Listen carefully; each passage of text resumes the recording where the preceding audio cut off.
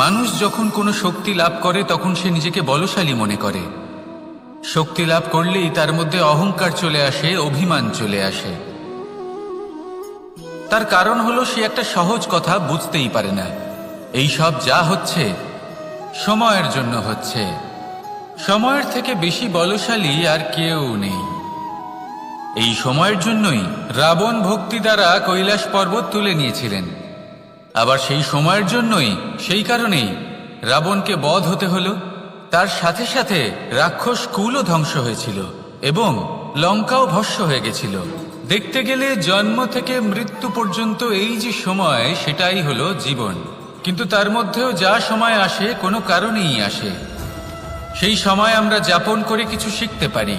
তাই আজ যে সময় আপনার হাতের কাছে আছে তাকে মুষ্টিবদ্ধ করে রাখুন, তাকে সামলে রাখুন, তাকে সংযত করে রাখুন, অনুভব করুন, তার থেকে কিছু শিখুন, তাকে কোনোভাবেই ব্যর্থ হতে দেবেন না। আর এটা জেনে রাখুন যে ভবিষ্যতে যা কিছু হতে পারে, যা কিছু হতে চলেছে, সেটা না আপনি জানেন আর না তা আপনার বশে রয়েছে। সেই জন্য আজ অহংকার বা অভিমান করে নিজের ভবিষ্যতের ক্ষতি করবেন না, সেই অনর্থ ঘটাবেন না। এটাই হলো সময়ের অর্থ। আসুন আমার সাথে ভালোবেসে বলুন, রাধা রাধা। আমরা সকলে জীবনে ঈশ্বরের কাছে কিছু না কিছু প্রার্থনা করি, আর ঈশ্বর যখন আমাদের মনস্কামনা পূরণ করেন তখন আমরা প্রসন্ন হয়ে যাই। কিন্তু যখন ঈশ্বর আমাদের মনস্কামনা পূর্ণ করেন না, তখন আমরা ভাবি, সন্দেহ করি যে সত্যি ঈশ্বর আছেন। আপনাকে একটা কথা বলি, আপনি যদি ঈশ্বরের সম্মুখে নিজের ইচ্ছে বা মনস্কামনা রাখেন আর ঈশ্বর তা পূরণ করেন, তার অর্থ হলো ঈশ্বর এটা জানেন যে আপনার তার প্রয়োজন রয়েছে। কিন্তু যদি আপনি কামনা করেন আর তা পূর্ণ না হয়, তাহলে শুধু এটা মনে রাখবেন যে ঈশ্বর সেই সব দেখতে পান যা আপনি দেখতে পাচ্ছেন না। দ্বিতীয় কারণ হলো এটা, ঈশ্বর এটা খুব ভালো করে জানেন যে যে ইচ্ছে আপনি রাখছেন সেই ইচ্ছে আপনি নিজের জোরে পূর্ণ করতে পারেন। তাই যদি আপনার ইচ্ছে ঈশ্বর পূর্ণ করেন, তাকে ধন্যবাদ জানান। আর যদি উনি আপনার ইচ্ছে পূর্ণ না করেন, তাহলে আরো ধন্যবাদ জানান। কারণ হয় উনি আপনার মঙ্গল চাইছেন, বা উনি আপনাকে ততটাই যোগ্য বলে মনে করছেন যে আপনি নিজেই নিজের ইচ্ছে, নিজের স্বপ্ন পূরণ করতে পারবেন। নিজের কর্ম করতে থাকুন, জীবনের সামনে এগোতে থাকুন, আর আমার সাথে ভালোবেসে বলুন, রাধা রাধা। ভোজন। এই সংসারে যেই হোক না কেন, কোনো মানুষ হোক, কোনো প্রাণী হোক, কোনো কীট হোক বা কোনো বনস্পতি হোক, প্রত্যেকের জন্য ভোজন অতি আবশ্যক। কারণ ভোজন থেকেই শক্তি পাওয়া যায়, আর সেই শক্তি দিয়েই সংসারের, আমাদের জীবনের সমস্ত কার্য করা যায়। এবার এমন এক ধরনের শক্তি হয় যা শীতের ঋতুতে সূর্য থেকে আমরা পেয়ে থাকি, আর আরেক ধরনের উত্তাপ হয় যা দিয়ে ভোজন রান্না করা হয়, সুস্বাদু নানান ধরনের ভোজন। এবার অত্যন্ত গুরুত্বপূর্ণ হলো যে ব্যক্তি সেই ভোজন বানাচ্ছেন তার মানসিক পরিস্থিতি, এবং সেই ব্যক্তি যিনি ভোজন গ্রহণ করছেন তার মানসিক অবস্থা। যখনই আপনি ভোজন বানাচ্ছেন তখন ভালোবাসার সাথে কাজটা করুন, ধন্যাত্মক ভাব নিয়ে, সৎ ভাবনার সাথে। কারণ আপনার এই মানসিক স্থিতি শক্তির আকারে সেই খাদ্যের সাথে মিলেমিশে যায়। আর যখনই আপনি ভোজন গ্রহণ করছেন তখন সদ্ভাবনার সাথে, প্রসন্নতার সাথে গ্রহণ করুন, ধন্যাত্মক ভাব নিয়ে। যদি আপনি প্রসন্নতার সাথে রান্না করেন, প্রসন্নতার সাথে খাদ্য গ্রহণ করেন, তাহলে আপনি প্রসন্নই থাকবেন, আর মন সুপ্রসন্ন হয়েই বলবে, রাধা রাধা। মানুষের মানসিকতা এমন হয় যে সে যতটা করে আশা করে যে তার থেকে অনেক বেশি তার বদলে সে পাবে। দেখুন, সবকিছুই আপনার ভাবনা চিন্তার উপর নির্ভর করছে। আপনি যদি ফলের বিষয় ভেবে কর্ম করতে থাকেন তাহলে সেটা অনুচিত। জীবনের আসল আনন্দ হলো নিজের কর্ম করতে থাকা, ফলের চিন্তা করা উচিত নয়। যদি আপনি এরকম ভাবেন যে আমি এতটা করছি, আমার এতটা পাওয়া উচিত, সেই ভাবনা অনুচিত। যদি আপনি সেবার মানসিকতা নিয়ে কর্ম করতে থাকেন, কর্মচক্রে প্রবাহিত হন, যদি আপনি এমন ভাবনা রাখেন যে আমি এতটা পাচ্ছি তাই এর থেকে অনেক বেশি আমি কর্ম করব, তাহলে নিশ্চিত রূপে আপনি যতটা করছেন তার থেকে অনেক বেশি আপনি পাবেন। আপনার আশার থেকে অনেক বেশি আপনি পাবেন। শুধু জীবনে অনেক বেশি কাজ করতে থাকুন, ফলের চিন্তা করবেন না। আর মনে রাখবেন, এই ভাবনাই সব থেকে বড় বীজ। কর্মের উপর বিশ্বাস রাখুন। জীবনে যা যা আপনি চান সবই সুখময় হবে। আসুন আর আমার সাথে ভালোবেসে বলুন, রাধা রাধা। একটা গাই আর একটা বাছুরের মধ্যে কেমন সম্পর্ক থাকে? একটা গাই নিজের বাছুরকে ডাকে, আর সেই বাছুর হাজার হাজার গাইয়ের মধ্যে থেকেও নিজের মাকে চিনতে পেরে যায় আর নিজের মায়ের সাথে এসে জড়িয়ে পড়ে। আর কিছুটা ঠিক এরকমই সম্পর্ক হলো আপনার কর্ম এবং আপনার কর্মফলের মধ্যে। আপনি যেমন কর্ম করবেন, আপনার কর্ম আপনার কর্মফলকে ডাক দেবে, আর আপনার কর্মফল কোথাও না কোথাও থেকে আপনাকে খুঁজতে খুঁজতে এসে আপনার সাথে জড়িয়ে পড়বে। তাই উচিত এটাই হবে যে আপনি সৎকর্ম করুন, কারণ ঈশ্বর যদি আপনাকে আপনার ভুলের জন্য ক্ষমা করেও দেন, আপনার কর্ম কিন্তু করবে না। তাই যদি আপনি দুষ্কর্ম করতে চলেছেন তাহলে আপনি প্রস্তুত থাকুন, আর যদি আপনি শুভ কর্ম করতে চলেছেন তাহলেও আপনি প্রস্তুত থাকুন। আপনার কর্ম যেমন হবে তেমন ফল আপনার কাছে নিজে থেকেই চলে আসবে। আজ না হোক কাল, কাল না হোক অন্য কোনো সময় অবশ্যই আসবে। আসুন আমার সাথে ভালোবেসে বলুন, রাধা রাধা। কখনো কোনো চাতক পাখিকে দেখেছেন? কথায় আছে যে বছরে মাত্র একবার সে তার তৃষ্ণা মিটিয়ে থাকে, আর তাও আকাশে ভেসে থাকা মেঘের দ্বারা ঘটানো বৃষ্টির জলের ফোঁটা থেকে। আর কোথাও থেকে সে তার তৃষ্ণা পূরণ করে না। সারা বছর সে নিদারুণ গরম সহ্য করে, তীব্র শীতও সহ্য করে, শুধু এই আশা নিয়ে যে বছরে একবার অন্তত সেই মেঘের ঘন ঘটা হবে, বৃষ্টি হবে, আর সে তার তৃষ্ণা নিবারণ করবে। এটা আসলে কি? এটা আসলে বিশ্বাস। সেই বিশ্বাস যে বছরে একবার সেই মেঘ আসবে তৃষ্ণা নিবারণ করতে। যেমন দেখুন, একটা সূর্যমুখী ফুল সারা রাত অন্ধকারের সাথে যুদ্ধ করে, কারণ তার বিশ্বাস যে ভোরবেলায় সূর্য তাকে অবশ্যই দর্শন দেবেন।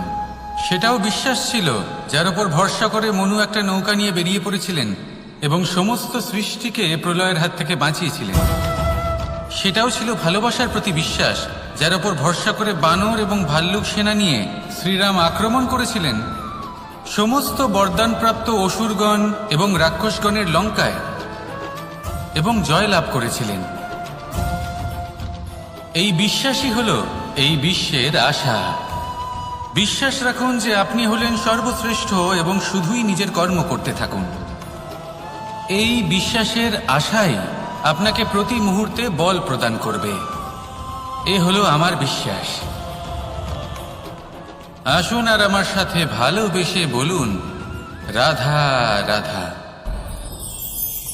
পরিকল্পনা অত্যন্ত গুরুত্বপূর্ণ, এটা আমাদের জীবনে অত্যন্ত আবশ্যক, এটা আমাদের জীবনে। কিন্তু এই পরিকল্পনা ঠিক কতটা হওয়া উচিত, অর্থাৎ এই পরিকল্পনার সম্পর্কে কতটা চিন্তা করা উচিত, কতটা ভবিষ্যতের বিষয়ে চিন্তা করা উচিত। এবার দূরদর্শিতা অত্যন্ত বিশিষ্ট গুণ মানব জীবনে, কিন্তু দূরদর্শিতায় এতটাও মগ্ন হওয়া উচিত নয় যে কাছের জিনিসগুলোই নজরে না পড়ে। আজকের কথা বাদ দিয়ে শুধুই ভবিষ্যৎ নিয়ে চিন্তা করা অনুচিত। এবার দেখুন, পরিকল্পনা করুন কিন্তু তার থেকে বেশি উপভোগ করুন। এই মুহূর্ত সম্পর্কে অবগত নয়, কিন্তু ভবিষ্যতের কথা আমরা চিন্তা করতে থাকি। আমি এটা অনুভব করতে চাই, ওইটা অনুভব করতে চাই, ওই আনন্দ প্রাপ্ত করতে চাই। এটা অনুচিত। পরিকল্পনা করুন, সংযত করুন, কিন্তু আজকে, বর্তমানকে, এই মুহূর্তকে। জীবনের বাস্তবিক আনন্দ এটা, আর জীবনযাপনের সব থেকে শ্রেষ্ঠ পথও এটা।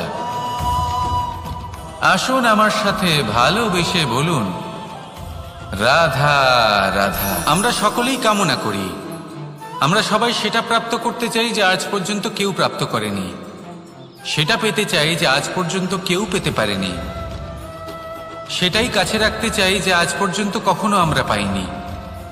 এবার সেটা কিভাবে করা যেতে পারে? যদি আপনি সেটা প্রাপ্ত করতে চান যা আজ পর্যন্ত আপনি কখনো পাননি, তাহলে আপনাকে সেটা করে দেখাতে হবে যা আজ পর্যন্ত আপনি কখনো করেননি। সেই চেষ্টা করতে হবে যা আজ পর্যন্ত কখনো করেননি, সেই পরিশ্রম করতে হবে যা আজ পর্যন্ত কখনো করেননি। তবেই আপনি সেটা পাবেন যা আজ পর্যন্ত কখনো পাননি। কারণ যেমন বীজ বপন করবেন তেমনই অঙ্কুর আপনি লাভ করবেন। আসুন আর আমার সাথে ভালোবেসে বলুন, রাধা রাধা। মানুষ কতটা বিচিত্র হতে পারে। সব সময় স্বপ্ন দেখতে থাকে যে কাল আমি এটা করব, কাল আমি ওটা শুরু করব, কাল আমি ওটা সম্পন্ন করব।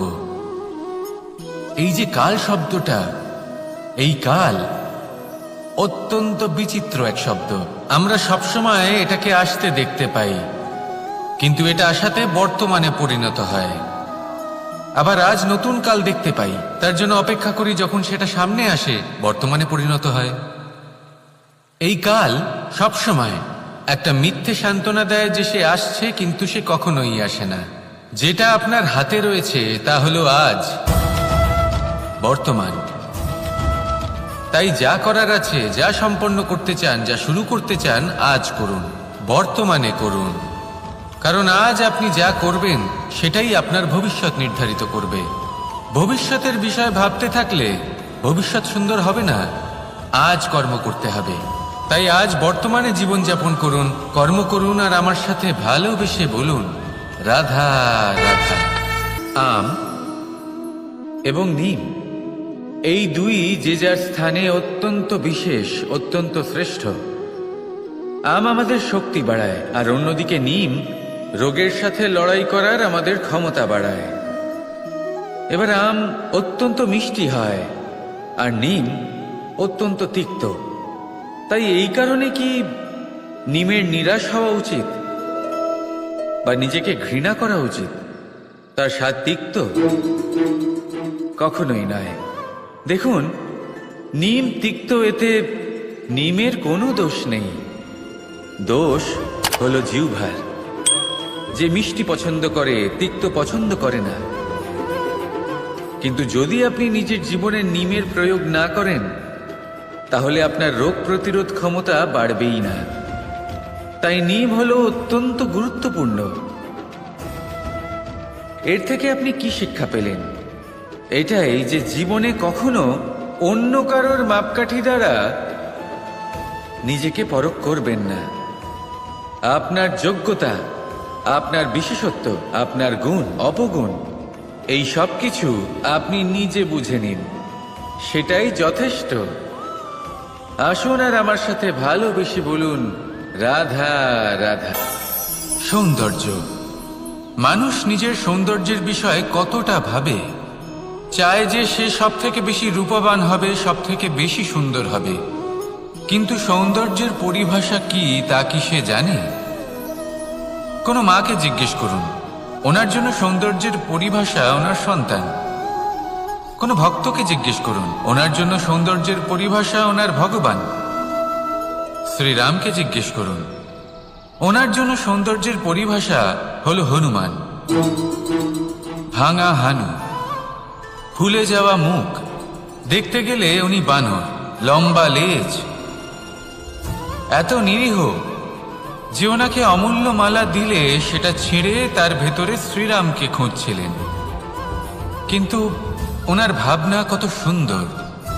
উনি এটা বিশ্বাস করেন যে সংসারের যতই মূল্যবান জিনিস দিয়ে এই মালা তৈরি করা হোক না কেন, যদি এর মধ্যে শ্রীরাম না থাকেন তাহলে এর মধ্যে কোনো অর্থ নেই। সৌন্দর্য রূপে নয়, ভাবনায় নিহিত থাকে। যদি আপনি সৌন্দর্য প্রাপ্ত করতে চান তাহলে তা কর্মে নিয়ে আসুন, ভাবনায় এবং বিচারে নিয়ে আসুন। এই সৌন্দর্য আপনার সাথেই থাকবে। যদি আপনি সৌন্দর্যকে রূপের মধ্যে খোঁজেন তাহলে কিছুক্ষণের জন্য পাবেন, সেই সৌন্দর্য সময়ের সাথে হারিয়ে যাবে। সৌন্দর্য যদি পেতে চান, খুঁজতেই চান, তাহলে হৃদয় খুঁজুন, কর্মে খুঁজুন। মন প্রসন্ন হয়ে বলবে, রাধা রাধা। বিপদ আপদ আপনাকে সন্ত্রস্ত করে রাখতে পারে, কিন্তু এই বিপদ প্রত্যেকের জীবনে কোনো না কোনো কারণে থাকে। এটা আপনাকে দেখায় যে আপনার মধ্যে কি খামতি রয়েছে, কেন রয়েছে। এই বিপদ হলো সেই মাধ্যম যার দ্বারা আপনি নিজের দুর্বলতাকে নিজের শক্তিতে পরিবর্তন করতে পারেন। একটা ফুলের দিকে তাকান। একটা ফুল, তার বুকে যখন একটা সূচ বিঁধে এপার ওপার হয়ে যায়, শুধু তখনই আমাদের প্রভুর জন্য ফুলের মালা তৈরি করা যায়। সেই জন্য কখনোই বিপদকে ভয় পাবেন না, তার থেকে দূরে পালাবেন না, একে স্বাগত জানান। বোঝার চেষ্টা করুন এই বিপদ কেন আছে। যদি বিপদকে বুঝতে পারেন তবেই জীবনকে বুঝতে পারবেন। যদি জীবনকে বুঝতে পারেন তবে এই বিপদকে সম্পদে পরিণত করতে পারবেন। আসুন আর আমার সাথে ভালোবেসে বলুন, রাধা রাধা। কথায় আছে, যখন আপনি যুদ্ধক্ষেত্রে দাঁড়িয়ে তখন শত্রুকে পিঠ দেখিয়ে পালিয়ে যাওয়া বা পিছু হটে যাওয়া অত্যন্ত অনুচিত যুদ্ধনীতি হয়। কথায় আছে যে শ্রেষ্ঠ যুদ্ধ নীতি হলো সেটাই যেখানে আপনি অস্ত্র হাতে নিয়ে এগিয়ে যান, সাহসের সাথে যুদ্ধ করে শত্রুকে পরাস্ত করে ফিরে আসেন। আর সেটাই আমি করেছিলাম। তখন মহাভারত রচনা হয়েছিল, কারণ তখন ধর্মরক্ষা করা আবশ্যক ছিল। কিন্তু এমনও একটা সময় ছিল যখন আমি যুদ্ধ থেকে পালিয়েছি, কারণ তখন প্রজাদের সুরক্ষা বেশি গুরুত্বপূর্ণ ছিল। আমার গায়ে যুদ্ধ বিমুখ হবার কলঙ্ক লাগিয়েছিল। কিন্তু ঠিক আছে, আমি সেটাই করেছিলাম যেটা প্রয়োজনীয় ছিল। শ্রীরামও লঙ্কা গিয়ে রাবণকে হত্যা করার পূর্বে 4 মাস ধরে অপেক্ষা করেছিলেন। অপেক্ষায় ছিলেন কবে সেই সেতু সম্পন্ন হবে। তারপরে গিয়ে রাবণকে পরাস্ত করলেন, তাকে বধ করলেন। জীবনে কখনো কখনো থেমে যাওয়া বা পিছু হটে যাওয়া কার্যকর হতে পারে। এটা প্রত্যেক সময়ের উপরে নির্ভর করে। শত্রু যে কেউ হতে পারে, যখন খুশি আক্রমণ করতে পারে। কোনো মানুষ হতে পারে, আবার কোনো দানবও হতে পারে। আমাদের নিজেদের মানসিকতা হতে পারে, কোনো অসুখ হতে পারে, মহামারীও হতে পারে।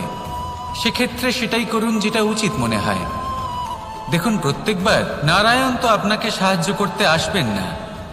অনেক সময় মানুষকে নিজেকেই সেই বাধার সম্মুখীন হয়ে তাকে পরাস্ত করতে হয়। আর এমনিতেও কথায় আছে যে প্রত্যেক নরের মধ্যে নারায়ণ আছেন।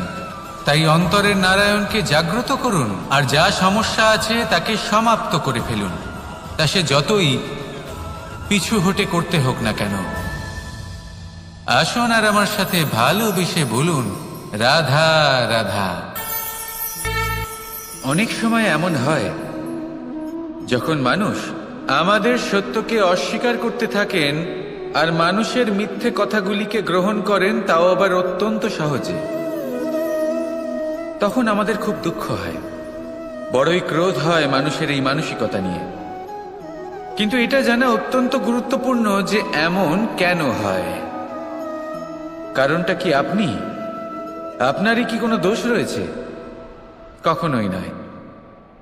কারণ হলো এটা যে এই যে সত্য, এই সত্যের মূল্য অত্যন্ত অধিক। এতটাই অধিক যে অনেক সময় অনেক ধনী ব্যক্তিও এর মূল্য মেটাতে পারেন না। সেখানেই যদি মিথ্যের কথা বলি, তাহলে এর মূল্য অত্যন্ত কম। অত্যন্ত সহজে এই মিথ্যে সবার মধ্যে বিক্রি হয়। সত্যি বলতে এটা ভাবা আপনার কর্ম নয় যে লোকে কেন আপনাকে বুঝতেই পারেন না, আপনার সত্য কেন বুঝতে পারেন না। আপনার কর্ম হলো আপনার সত্যের সাথে দাঁড়িয়ে থাকা, সেই সত্যের সাথে চলতে থাকা। কারণ সত্য তার কাছেই আসবে যে সত্যকে খুঁজে নিতে চায়। নয়তো বেশিরভাগ মানুষ মিথ্যেকে নিয়েই প্রসন্ন রয়েছেন। আপনি সত্যের সাথে কর্মের পথে অগ্রসর হতে থাকুন। সত্য বেশি দিন লুকোনো থাকে না। সংসারের সম্মুখে এটা অবশ্যই একদিন আসবে, কিন্তু তখনও সেটা মানুষের ওপর সে বিশ্বাস করবে কি করবে না। আপনি কর্ম করতে থাকুন আর আমার সাথে ভালোবেসে বলুন, রাধা রাধা। ব্যায়াম, এই শব্দ আমরা সকলে শুনেছি, আর এটা সারা জীবন আমাদের সাথেই থাকে কোনো না কোনো রূপে। যখন আমরা জন্মগ্রহণ করি, চলতে শিখি, প্রথমে আমরা হামাগুড়ি দিয়ে চলি, পরে চলতে চেষ্টা করি কিন্তু পড়ে যাই। তখন আমাদের বাড়ির গুরুজনেরা আমাদের আটকান না। ওনারা মনে করেন এইভাবেই আমাদের সন্তান চলতে শিখবে, এইভাবেই তার পা আরো মজবুত হবে, যা অত্যন্ত গুরুত্বপূর্ণ। এইবার জীবনকালে যতই আমরা এগোতে থাকি, এই ব্যায়াম বিভিন্ন রূপে আমাদের সাথেই থাকে। কিন্তু আপনি কি জানেন যে এই ব্যায়ামের তাৎপর্য আসলে কি? আপনি কি জানেন এই ব্যায়ামের মর্ম আসলে কি? যখনই আমরা এই ব্যায়াম করি, আমাদের শরীরের মাংসপেশি ক্ষয় হয়। প্রথমে তা ক্ষয় হয়, তারপর আবার তা নির্মিত হয়। আরো শ্রেষ্ঠ, আরো শক্তিশালী মাংসপেশি আমরা লাভ করি। অর্থাৎ এই ব্যায়াম হলো সৃজনের বিজ্ঞান। এই ব্যায়াম আমাদের জন্য অত্যন্ত আবশ্যক। সেই জন্য জীবনে যখনই কোনো কিছু নষ্ট হয়ে যায়, চলে যায়, তখন হতাশ হয়ে পড়বেন না, তাকে পুনর্নির্মাণ করার চেষ্টা করবেন। আর এই শিক্ষা আমরা লাভ করি পাখিদের থেকে। যখনই বর্ষা হয়, ঝড় আসে, যখন পাখির বাসা ভেঙে চুরমার হয়ে যায়, তারা হার মেনে নেয় না। সে আবার অল্প অল্প করে সব খুঁজে একত্রিত করে আবার নিজের বাসা বানিয়ে তোলে, পুনরায় এক জীবনকে জন্ম দেয়, এক নতুন পরিবারকে জন্ম দেয়। তাই মনে রাখবেন, জীবনে এইভাবেই যদি আপনি নির্মাণ করতে চান, সৃজন করতে চান, তাহলে সেই নির্মাণের জন্য ভাঙনের অভিজ্ঞতা থাকা অত্যন্ত আবশ্যক। ভগ্ন বস্তুকেও সম্মান করা অত্যন্ত আবশ্যক।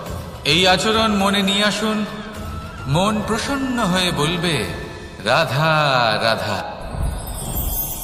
কখনো কখনো মনে এই ভাবনা আসতেই পারে যে ঈশ্বর আজ পর্যন্ত এত রূপে অবতীর্ণ হয়েছেন, এতবার এই পৃথিবীতে এসেছেন, তারপরেও এই সংসারে কোথাও না কোথাও এই পাপ বসবাস করে। এটার কারণ কি? এটার কারণ আমরা স্বয়ংই। যখন কোনো ব্যক্তি এই পৃথিবীর পথপ্রদর্শন করে, এই সংসারকে উচিত দিশা দেখায়, এই সংসারের মঙ্গল করে, আমরা সেই ব্যক্তিকে মানুষ থেকে ঈশ্বর বানিয়ে ফেলি। সেই ব্যক্তির পতন স্বয়ং আমাদের হাতেই হয়ে যায়।